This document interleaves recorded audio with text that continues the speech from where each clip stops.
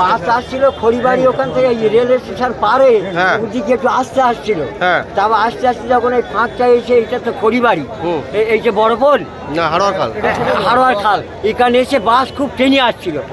বাসে লোক ছিল, ভালোই লোক ছিল। কতজন ছিল মোটামুটি তা সেটা আমি ঠিক সঠিক বলতে পারছি না, তবে বাসে সিট তো পূরণ। আপনি বাসে ছিলেন?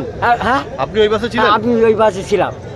বাস আসছিল, আমি বাসের ডান সাইডে ছিলাম, আর বাঁ সাইডে এরা বাসটা যখন গ্রুম করে ব্রিজ ভেঙে পড়ে অন্য কোনো বাসের সঙ্গে রেষারেষি করছিল তা আমি সেটা আমি বলতে পারছি না।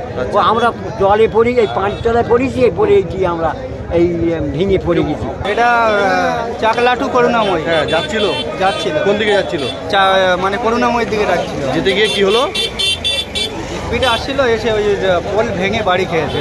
লোকজন ছিল? হ্যাঁ, প্রচুর, পুরো টোটাল বাস লোক ছিল। কোনো মারা টারা গেছে বা কেউ আহত হয়েছে? তা অতটা শুনতে পারিনি, আমি তো আসলাম একটু আগেই এসেছি।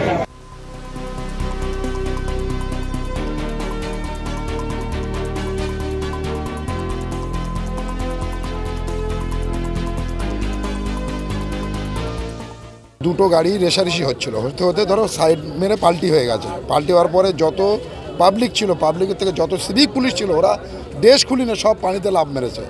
ঠিক আছে, ওই অবস্থায় যে কজনকে বাঁচানোর মতো যাই করার মতো সিভিক পুলিশরাই করেছে সব কিছু, আর পাবলিক ছিল তার সাথে আদার্স, কিন্তু অন্য আদার্স কোনো লোক তখন এসে পৌঁছয়নি বা প্রশাসনও তখন ছিল না। বাসটা কোন দিক দিয়ে আসছিল? বাসটা আসছিল বেলেঘাটার দিক থেকে, যাচ্ছিল নিউ টাউনের দিকে। প্যাসেঞ্জার কম বেশি অন্তত 20-40 জন আহত হয়েছে, সবারই টুকটাক লেগেছে, তার মধ্যে 5-6 জনের অবস্থা গুরুতর। প্রায় 8টার দিকে অফিস টাইমে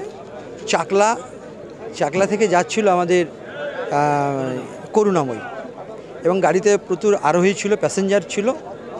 হঠাৎ করে এই আমাদের ব্রিজটা ভেঙে, মানে রেকলেস বা মানে দ্রুত গতিতে আসা, এবং পুরো কংক্রিট ব্রিজ ভেঙে নয়নজলিতে পড়ে গেছে।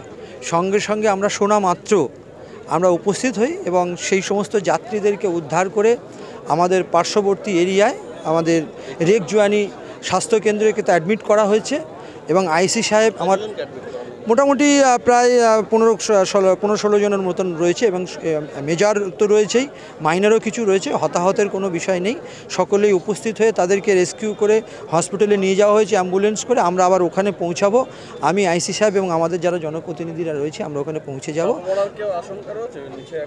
না, আমরা তো আমরা নিচে নেমেছি, গাড়ির নিচে নেমেছি, সব কিছু দেখলাম, সেখানে জুতো আছে, বাট কোনো আমাদের আরোহী প্যাসেঞ্জার নেই।